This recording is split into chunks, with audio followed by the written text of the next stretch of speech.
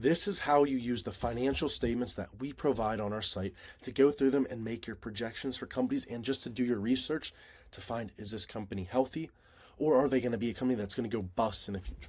Right now we got the income statement. We got the big things for you guys highlighted on here in case you want to see that.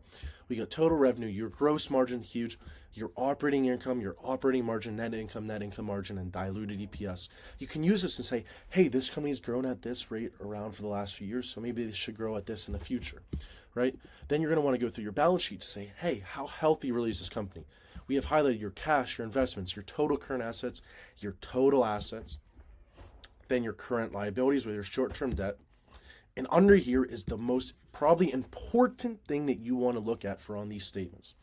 You have your total current liabilities, you have your current ratio, your quick ratio, and your cash ratio. So basically it's showing how much assets or cash does a company have compared to either their short-term or their long-term debt. So basically it's saying, hey, if the market goes down, has a bad downturn, and credit gets tight, how long can this company finance its operations for in the future so that they stay afloat and don't go bankrupt, so they keep making you money?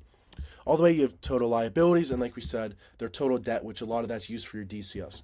Right here on the statement of cash flows, you're going to see, hey, how much cash are they getting from operations, how much cash from investing, and you can go and see how much debt and what are they issuing out.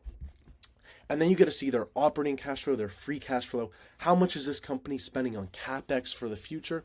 So basically the cash flow really gives you a snapshot of what is this company in today's time as compared to the other statements.